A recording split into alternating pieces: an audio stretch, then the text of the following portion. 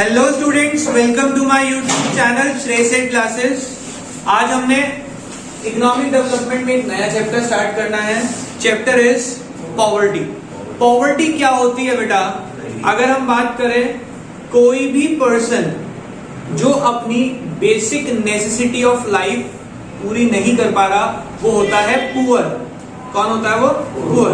अब पुअर जो है, जिस सिचुएशन में रहता है, उस सिचुएशन को पॉवर्टी बोला जाता है। बेसिकली ये कहेंगे poverty means the person who are living below poverty line.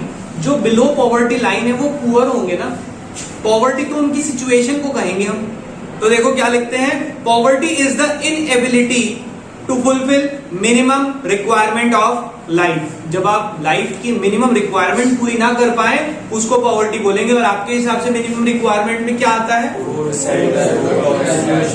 Food, shelter, clothing, सब ये तीन बोलते हैं। उसके बाद हेल्थ और एजुकेशन रह जाता है, क्योंकि आजकल वो भी बेसिक रिक्वायरमेंट में आ गया है। हेल्थ और एजुकेशन, क्लियर? वो भी आपका किस में आ गया? बेसिक में। तो जो इंसान ये पांच चीजें लाइफ की पूरी नहीं कर पा रहा, that means the person is living in poverty. ठीक है। Poverty breeds and multiply itself. कह रहे पॉवर्टी जो है अपने आप में ही मल्टीप्लाई होती चली जाएगी। अगर कोई पॉवर्टी की स्टेट में रह रहा है और वो उससे ऊपर आने की कोशिश नहीं करता, तो वो पॉवर्टी उसकी लाइफ टाइम में आने वाली जनरेशन तक चलती है। So it breeds and multiply itself. अब वो कह रहे हैं पॉवर्टी, आपको मतलब समझ आ गया, जब बेसिक नेसेसिटी पूरी ना हो। अब ये जो बेसिक नेसेसिटी पूरी नहीं हो रही है, इसमें दो तरह की पॉवर्टी आ जाती है। एक होती है रिलेटिव पॉवर्टी और एक होती है हमारी एब्सोल्यूट पॉवर्टी। अब बेटा ध्यान से समझेंगे, दोनों का मतलब तो बहुत इजीली समझा दूंगा मैं आपको, बट इसकी डेफिनेशन करना थोड़ा सा मुश्किल हो जाता है। हमारे को याद, पिछली बार भी जब हमने लास्ट टाइम किया था, बच्चों को ये मीनिंग पता था, बट आंसर किसी ने अच्छा नहीं लिखा। रिलेटिव पुअर क्या होता है? जब कोई इंसान पुअर हो, या कोई सोसाइटी या कोई रीजन या कोई कंट्री पुअर हो in respect to other country, region और क्लास ऑफ पीपल। मतलब जब आपका कंपैरिजन में आप पुअर हैं, दैट इज रिलेटिव पुअर। और एब्सोल्यूट पुअर, जब कोई बिलो पॉवर्टी लाइन रह रहा है, तो वो एब्सोल्यूट पुअर होता है। दोनों पॉवर्टी समझ आई? Relative poverty, absolute poverty. Relative means जब आप किसी एक क्लास, एक रीजन, एक कंट्री को दूसरे के कंपैरिजन में पुअर बता रहे हैं, दैट इज रिलेटिव पॉवर्टी। और जब आप उसी को कह रहे हैं कि आप अपनी बेसिक रिक्वायरमेंट पूरी नहीं कर पा रहे हैं, तो उसको हम बोलते हैं कौन सी पॉवर्टी? Absolute poverty. अब इसको समझते हैं, समझ तो लिया, रीड करते हैं और याद करते हैं साथ साथ। It refers to poverty across different class, region और कंट्री। ये क्या कहा? It refers to poverty, it refers to poverty across. किसकी पॉवर्टी पढ़ा रहे हैं? अक्रॉस, ध्यान से पढ़ेंगे, अक्रॉस डिफरेंट रीजन, क्लास और कंट्री। यानी कि डिफरेंट रीजन, क्लास और कंट्री के बीच में जो पॉवर्टी है, उसको रिलेटिव पॉवर्टी बोला। देख लो खुद ही, डिफरेंस का मतलब क्या होता है? दो चीजों के बीच में।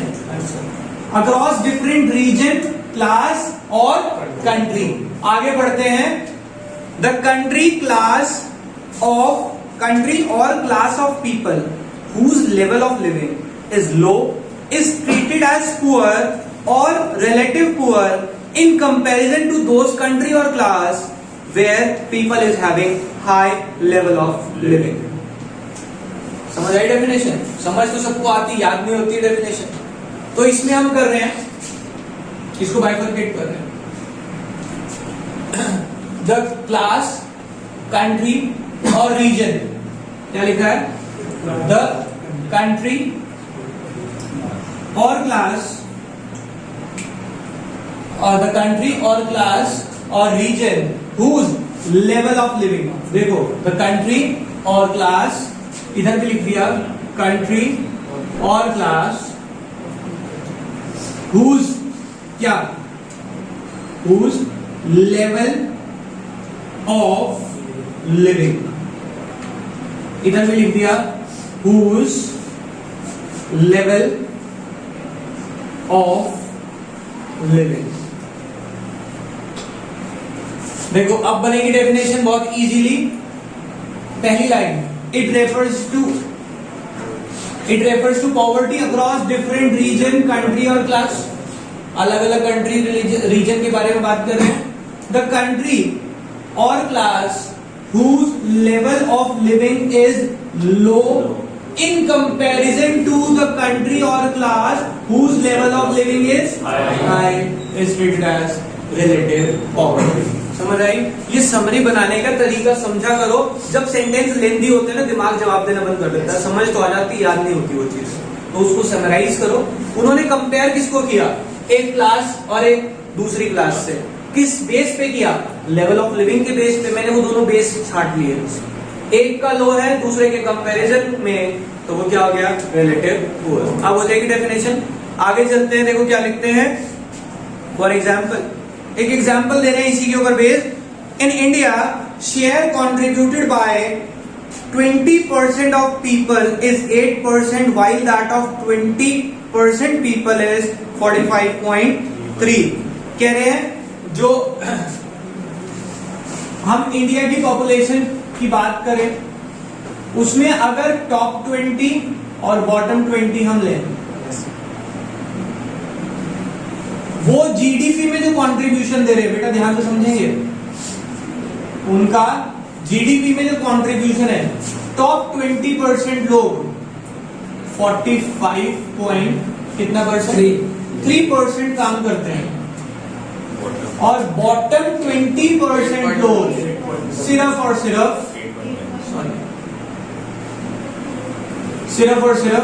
8.1% काम करते। तो बताओ ये इनसे गरीब होंगे या नहीं होंगे? ये टॉप 20 है, ये बॉटम 20 है।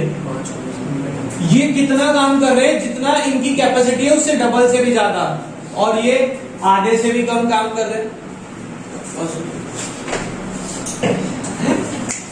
रिलेटिव पॉवर्टी का मतलब आपको मैंने बता दिया, जब कोई पुअर होगा एक क्लास और कंट्री दूसरे class of country in respect of level of living, तो उसको हम रिलेटिव पुअर बोलते हैं। अब रिलेटिव पुअर का एग्जांपल क्या था कि इंडिया में जो टॉप 20% लोग हैं वो कितना कंट्रीब्यूट कर रहे हैं? 45.3% ऑफ द जीडीपी, और बॉटम 20% लोग सिर्फ 8। तो obviously they are poor in relation to the top 20। समझ आ गई बात? तो इसलिए रिलेटिव पुअर हो गया।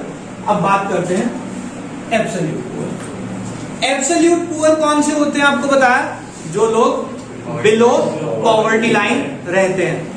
और बिलो पॉवर्टी लाइन क्या होती है? एक ऐसी लाइन जो कट ऑफ पॉइंट बताती है between the person who are unable to fulfil the basic requirement of life, वो पॉवर्टी लाइन होती है। तो हमने यहाँ पे डेफिनेशन सीधी ये नहीं लिखनी, absolute poverty refers to the poverty in which the person living below the poverty line is absolute poor. ये तो लिखेंगे, साथ साथ जो आपका है पॉवर्टी लाइन का मीनिंग भी हमें बताना पड़ेगा, तभी उसका आंसर पूरा बैठता है। देखो क्या लिखते हैं, absolute poverty is measured with the help of poverty line. कह रहे एब्सोल्यूट पुअर कैसे पता लगेगा? पॉवर्टी लाइन के बेस पे। अब ये पॉवर्टी लाइन क्या होती है? Poverty line refers to the cut off point which divides the people of a region as poor and non poor. कह रहे ऐसी लाइन जो कट ऑफ करती है between the people of a region as poor and non poor. In India a person who spend rupees 816 on consumption in rural area and 1000 in urban area are treated as below poverty line।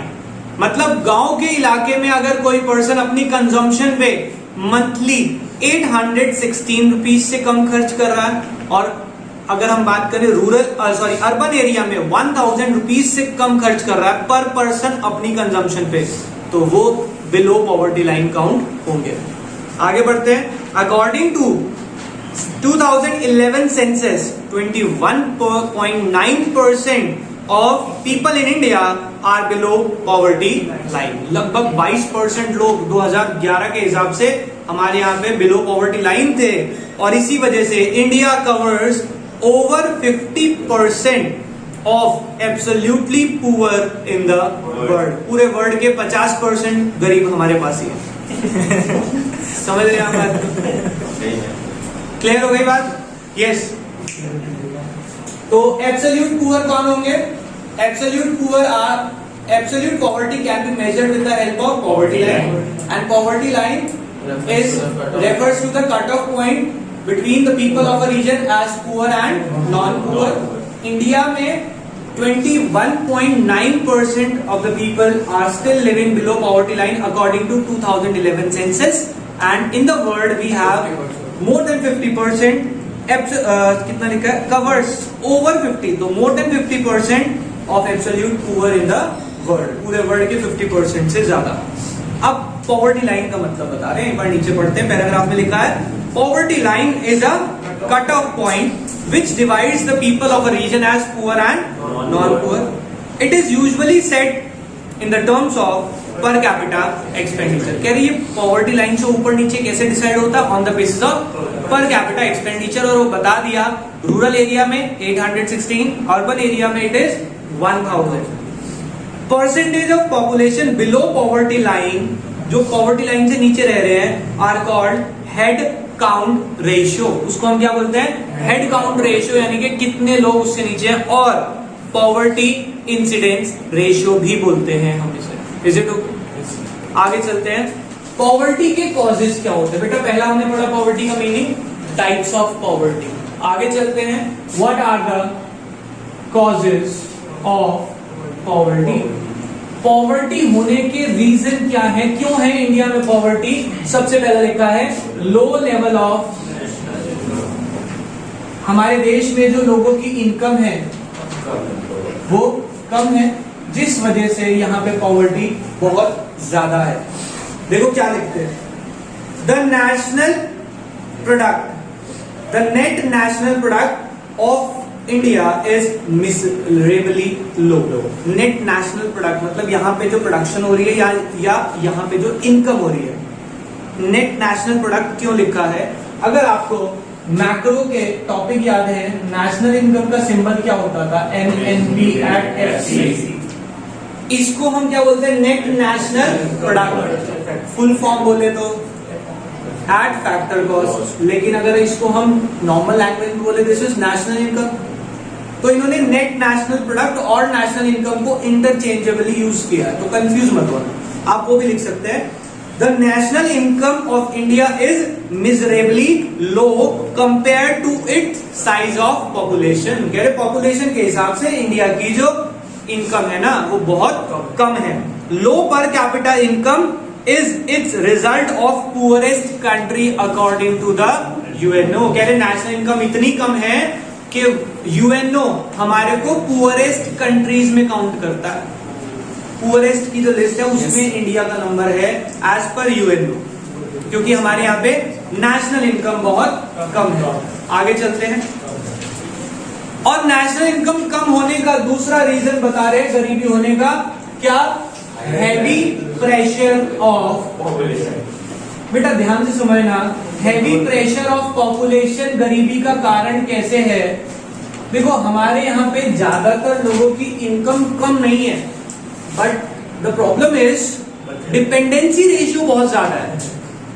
अब dependency ratio देखो समझना, हम सिर्फ ये नहीं कह सकते कि बच्चे ज्यादा है, एक प्रॉब्लम और है, वो प्रॉब्लम भी है। और जब बताता हूं बच्चा कहता है तो सर वो प्रॉब्लम तो नहीं है, वो तो अच्छा है, हमारे यहाँ पे डेथ रेट कम हो गया।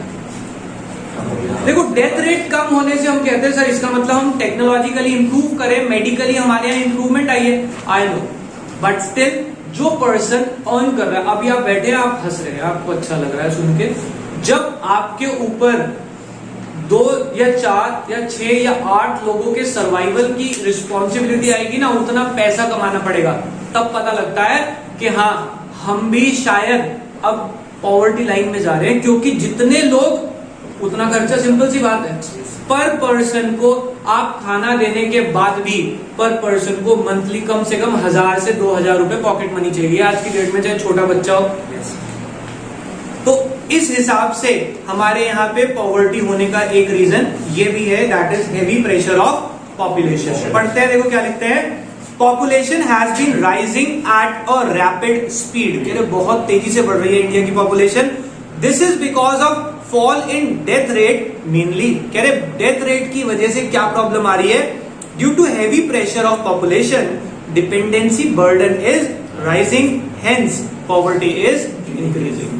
डिपेंडेंसी रेशियो बढ़ रही है जिस वजह से पॉवर्टी बढ़ती चली जा रही है।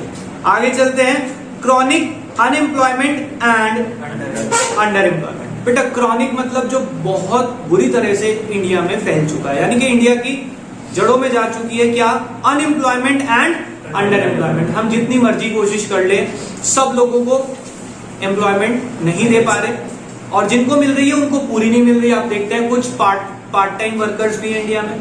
तो वो जो अनएम्प्लॉयमेंट और अंडर एम्प्लॉयमेंट है, क्या ये पॉवर्टी का कारण बनते हैं? अगर सबको जॉब मिल जाए क्या गरीबी ऑटोमेटिकली खत्म नहीं हो जाएगी? तो यही लिखा है, देखो, India is suffering from diverse level of unemployment and under employment. कह रहे इंडिया में बहुत सारे तरह का अनएम्प्लॉयमेंट और अंडर एम्प्लॉयमेंट है। डाइवर्स तो समझते हैं ना, बहुत सारे काइंड्स का, जैसे हम पढ़ते हैं आगे जाके हम पढ़ने वाले हैं, disguise unemployment, seasonal unemployment, frictional unemployment. तो बहुत सारे तरह के अनएम्प्लॉयमेंट है, and poverty is just the reflection of under employment. और पॉवर्टी उसका रिफ्लेक्शन ही तो है कि अब लोगों को नौकरी नहीं मिलेगी तो क्या होगा, गरीबी होंगे वो। क्लियर? तो poverty is just the reflection of unemployment और अंडर एम्प्लॉयमेंट। नेक्स्ट देखो बेटा, नेक्स्ट हमारी जो पॉवर्टी का कॉज है दैट इज कैपिटल डेफिशिएंसी। बेटा कैपिटल डेफिशिएंसी का मतलब, डेफिशिएंसी तो आप सब जानते हैं किसी चीज की कमी। हमारे यहाँ पे मशीनरीज की बहुत कमी है। कैपिटल यहाँ पे मशीनरी को डिनोट करने के लिए लिखा है। अब मशीनरी कम है तो प्रोडक्शन कम है, और अगर प्रोडक्शन कम है तो बताओ लोगों को जॉब मिलेगी या नहीं मिलेगी? नहीं मिलेगी। अगर हम अपनी रिसोर्सेज को पूरी तरह से यूज करके प्रोडक्शन बढ़ा ले, क्या पॉवर्टी खत्म हो सकती है? कैसे? प्रोडक्शन बढ़ेगी तो लोगों को जॉब मिलेगी, और जॉब मिलेगी तो पॉवर्टी ऑटोमेटिकली खत्म हो जाएगी। देखो क्या लिखते हैं, capital is one of the principal factor of economic growth. कह रहे किसी भी देश की इकोनॉमिक ग्रोथ किस पे डिपेंड करती है? उसके कैपिटल पे। By proper utilizing the capital the production capacity of the nation can be increase. आप प्रोडक्शन बढ़ा सकते हैं, but due to low level of capital formation production capacity is low. हमारे यहाँ पे प्रोडक्शन कैपेसिटी लो है क्योंकि यहाँ पे कैपिटल फॉर्मेशन नहीं होता, and thereby employment is less and poverty is more. Employment है नहीं तो पॉवर्टी ऑटोमेटिकली जनरेट हो रही है। क्लियर? Next, inflationary spiral. बेटा इन्फ्लेशन तो आप सब जानते हैं, स्पाइरल का मतलब किसी चीज का जाल।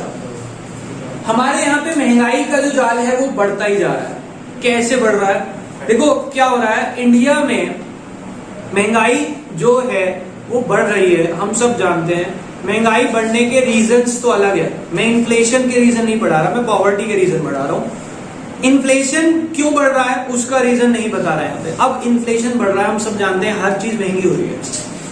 अब हर चीज महंगी हो रही है, उस वजह से जो लोग पॉवर्टी लाइन से जस्ट ऊपर रहते हैं वो भी पॉवर्टी लाइन के नीचे आते जा रहे हैं। क्यों? अब मान लो एक पर्सन को, एक फैमिली चलाने के लिए या एक पर्सन को अपना सेल्फ कंजम्पशन के लिए मंथली कितने चाहिए? 1000। अभी हमने पढ़ा एज पर अर्बन एरियाज। अब 1000 पर मंथ चाहिए पर पर्सन। एक फैमिली में कितने लोग हैं? ऑन एन एवरेज 4 लोग तो होते हैं, तो 4000 पर मंथ कमाना है हर बंदे ने। अब उसने 4000 अर्न किया, वो कहाँ रह रहा है? Exact on poverty line. वो 6000 कमाने लगा, पॉवर्टी लाइन से ऊपर आया। अब क्या हो रहा है? हर चीज के रेट बढ़ते जा रहे हैं, इन्फ्लेशन है ना। अब रेट बढ़ रहे हैं तो कंजम्पशन एक्सपेंडिचर बढ़ेगा। थोड़े टाइम में क्या होगा? पॉवर्टी लाइन ऊपर चली जाएगी और वो 6000 ही कमाएगा, क्योंकि वो जहां पे जॉब कर रहा है हर टाइम तो इंक्रीमेंट नहीं मिलता ना। तो क्या होगा, जो लोग बिल्कुल पॉवर्टी लाइन के जस्ट ऊपर थे, they will driven down below the poverty line, और पॉवर्टी बढ़ जाती है। ये भी एक रीजन है, क्योंकि महंगाई अगर कंट्रोल नहीं होगी तो हर आदमी जो उसके ऊपर है पॉवर्टी लाइन के जस्ट ऊपर, वो भी पॉवर्टी लाइन के नीचे आ जाएंगे। पढ़ते हैं, देखो क्या लिखते हैं, because of low GDP growth and high growth of population. कह रहे जीडीपी कम रेट से बढ़ती है, पॉपुलेशन ज्यादा रेट से बढ़ रही है। India is suffering from problem of excess demand. GDP यानी कि सोचो बेटा, प्रोडक्शन हो नहीं रही, पॉपुलेशन बढ़ रही है, पॉपुलेशन बढ़ते ही हम प्रोडक्ट की डिमांड बढ़ाते हैं। ऑब्वियसली जितने मेंबर होंगे उतना प्रोडक्ट चाहिए हमें कंज्यूम करने के लिए, due to which there is a continuous rise in price. और डिमांड बढ़ते ही क्या होता है, प्राइस बढ़ जाता है of a product. As a result those who are marginal above the poverty line, तो जो बिल्कुल ऊपर ही थे पॉवर्टी लाइन के, are driven down to the poverty line, वो पॉवर्टी लाइन से एकदम नीचे जा जाते हैं। क्लियर हो गई बात। लास्ट पॉइंट, लैक ऑफ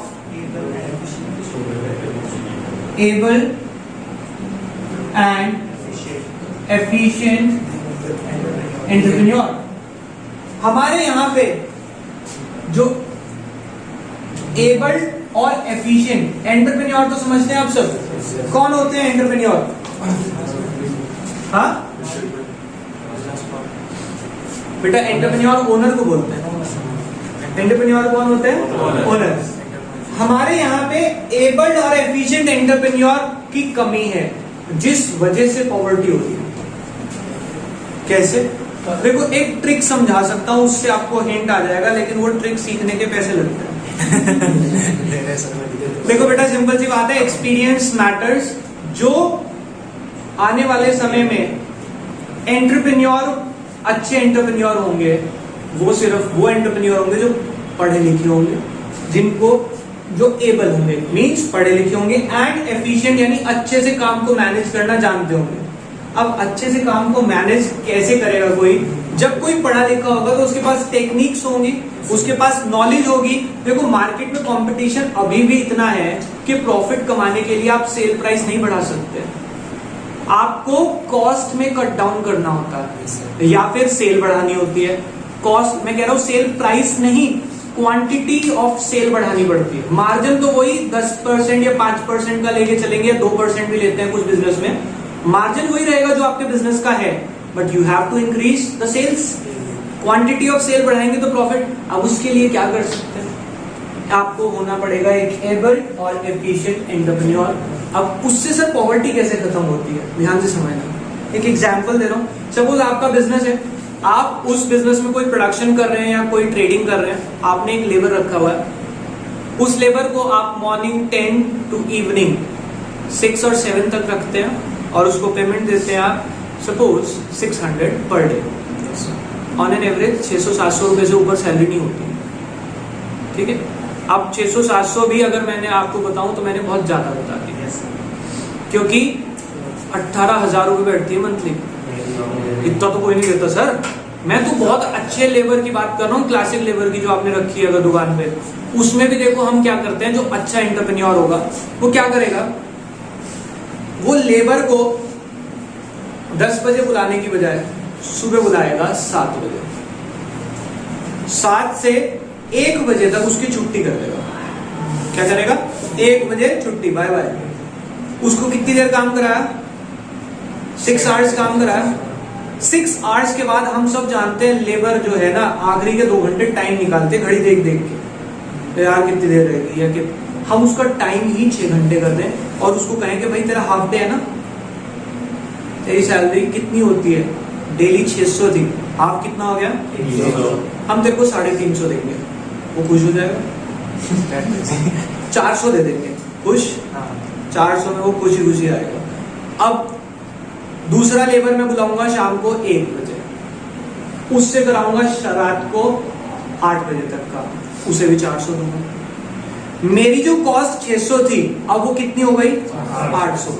जो मेरी ड्यूटी सुबह 10 से शाम को 6 बजे तक 8 घंटे की थी, वो सुबह 7 से रात को 8, 13 घंटे की ड्यूटी करवा रहा हूँ, सिर्फ 200 रुपए एक्स्ट्रा देके।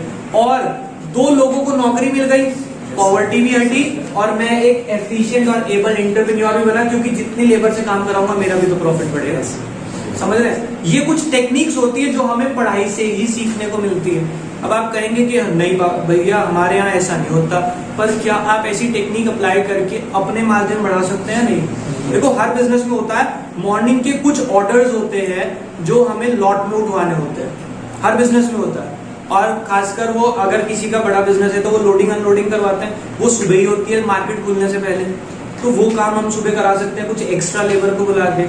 इससे हमारा मार्जिन भी बढ़ता है और पॉवर्टी भी कहीं ना कहीं एलिमिनेट हो जाती है। तो पढ़ते हैं लास्ट में क्या लिखा है, for higher GDP growth comma efficient and skilled entrepreneurs are needed. कह रहे अगर जीडीपी बढ़ाना चाहते हैं तो आपके पास पढ़े लिखे एंटरप्रेन्योर का होना जरूरी है। Unfortunately India lack these skills due to which production activity fail to gain momentum, जिस वजह से हमारे यहाँ पे प्रोडक्शन एक्टिविटी बढ़ नहीं रही है।